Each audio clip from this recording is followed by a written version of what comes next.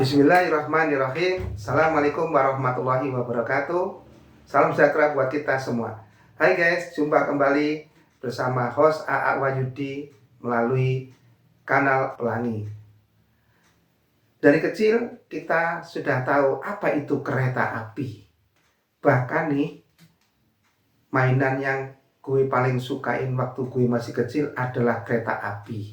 Tapi gue yakin bukan karena gue ini cowok. Anak kecil perempuan pun saya pikir senang dengan kereta api. Nah, episode kali ini gue akan ketengahkan berita atau informasi yang sekarang lagi gaduh banget. Udah gaduh banget pula. Terkait dengan kereta api cepat WUS.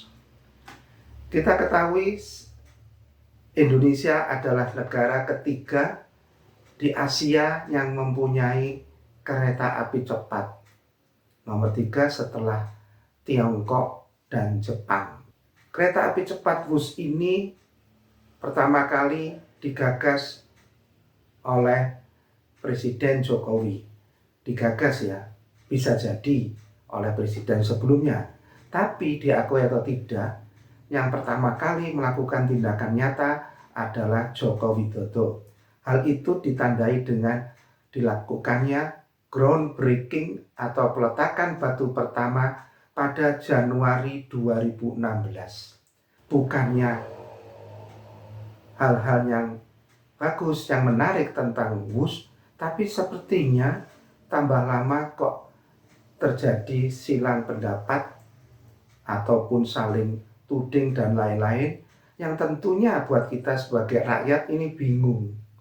Masih jutaan orang pula di areal Bandung Jakarta yang belum sempat naik kereta api WUS.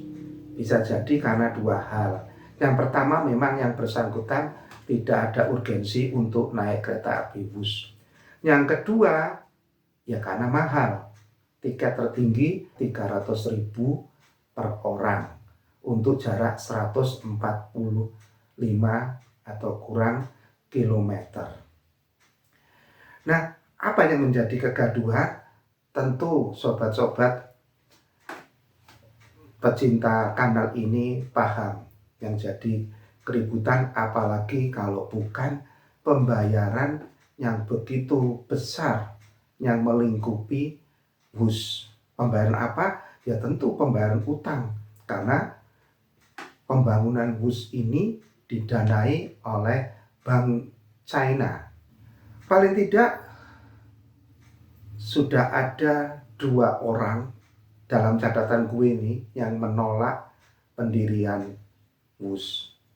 Yang pertama adalah Menteri Perhubungan waktu itu, Ignatius Yonan, yang berujung ia di reshuffle oleh Jokowi. Yang berikutnya pengamat kebijaksanaan publik yaitu Agus Pambagio. Dua-duanya ini menyatakan tidak perlu WUS. Kalau boleh gue tambahin 1 nama lagi adalah Wapres atau mantan Wapres Yusuf Kala. Ia mengatakan di samping jarak yang terlalu dekat Bandung Jakarta, juga terlalu banyak pemain atau sudah ada beberapa pemain untuk jarak yang tidak terlalu jauh. Yang pasti ada kereta api Argo Parahyangan, kemudian travel, kemudian bisa juga mobil pribadi, dan mungkin masih ada yang lain. Nah, kegaduhan apa yang terkait dengan uang? Nah, ini sepertinya publik jadi sekarang tahu bahwa sebelum Cina yang ditunjuk sebagai pelaksana atau yang ngerjain proyek WUS, ada juga negara Jepang. Nah, yang diajukan oleh Jepang ternyata bunga kreditnya lebih kecil, 0,1% dibandingkan negara Tiongkok yang minta 3% atau lebih. Nanti persisnya teman-teman bisa lihat ya. karena di sini gue tidak banyak bicara angka-angka. Tapi yang mengherankan sekarang adalah kenapa Presiden Jokowi kok justru mengambil opsi Tiongkok sebagai pengerja proyek WUS. Kalau namanya juga investasi, apalagi pakai dana utang, tentu yang berutang akan memilih siapa yang paling kecil beban atau bunga pinjamannya. Alibi yang bisa gue korek adalah karena Tiongkok menyatakan tidak ada unsur jaminan pemerintah. Kalau Jepang sebaliknya. Jadi masuk akal juga waktu itu Jokowi berpikir, ya udah kalau bisnis to bisnis ada apa-apa, ya udah biar aja bisnis dalam hal ini perusahaan yang terkait yang akan bertanggung jawab. Namun belakangan kita ketahui nggak bisa juga diserahkan kepada perusahaan yang terkait. Kita ketahui konsorsium di Indonesia yang bertanggung jawab proyek WUS adalah PT KAI. Semua sudah mulai hands up karena begitu besar beban yang harus dibayar. Dan hal ini sudah disampaikan oleh Dirut KAI pada saat RDP dengan DPR pada Agustus 2025. Dirut KAI Agus Syahridin itu sudah menyatakan bahwa ini kalau tidak diselesaikan akan menjadi bom waktu. Ini sudah tidak main-main lagi. Jadi sebetulnya kerugiannya dari banyak hal, antara lain pendapatan WUS ini dari penumpang cuma 1,5 miliar. Padahal pengeluaran operasionalnya saja 2 M. Jadi udah tekor. Malah gue ini punya pemikiran, gimana kalau tiketnya aja dimurahin. Pura-puranya aja nih dalam event Hari Pahlawan 10 November. WUS memberikan potongan harga tiket 1 bulan 100.000. Nah kita nanti lihat apakah hukum ekonomi akan bekerja.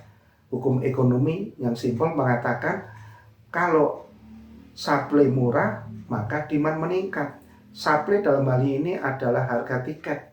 Kalau dibuat 100.000 per orang, harapannya semoga pengguna tiket akan meningkat.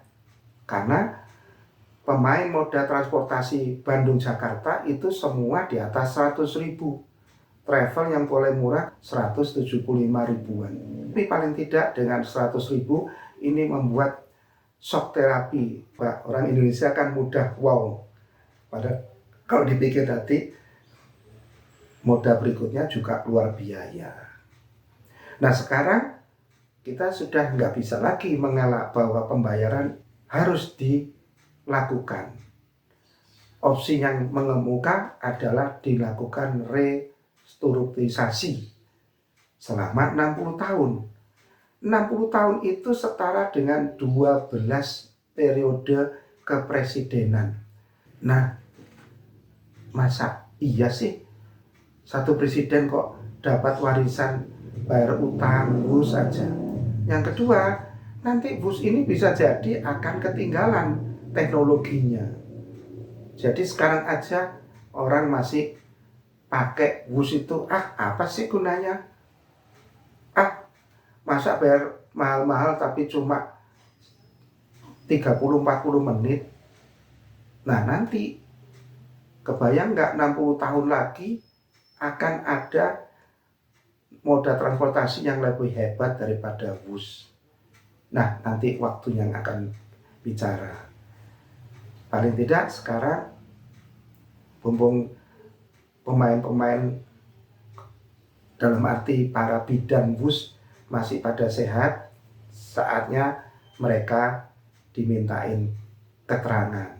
Gimana sih ceritanya dari awal? Yang pertama tentu Presiden ke-7 Joko Widodo. Yang kedua Pak Jenderal LPP yang waktu itu menjabat sebagai ketua proyek WUS dalam pemerintahan Jokowi selain sebagai Menteri Maritim dan Investasi. Kemudian ada lagi nama-nama beken seperti Erick Thohir, kemudian Rini Sumarno, dan mungkin masih ada lain. Tapi yang penting buat rakyat tidak hanya bicara, tapi segera dicarikan solusinya. Dan ini gue berharap tidak terlalu membebani Presiden Prabowo Subianto, baik sebagai pimpinan negara maupun pemerintahan eksekutifnya. Kenapa? Karena masih banyak yang harus dipikirkan oleh pemerintah, khususnya yang menyangkut perut atau kelangsungan hidup rakyat. Nah, terkait dengan kerugian yang ditimbulkan oleh WUS, paling tidak ada 3 hal yang ingin gue sampaikan dalam episode ini. Yang pertama, sambil menunggu proses renegosiasi ataupun restrukturisasi dengan pihak China, yang harus dilakukan pertama kali menurut gue adalah pihak auditor negara harus segera melakukan audit atas proyek kereta api cepat WUS. Karena kalau tidak ada angka-angka, misalnya dari BPK berapa kerugiannya, tentu aparat penegak hukum juga tidak bisa bergerak. Yang kedua, dalam kesempatan ini gue juga mendukung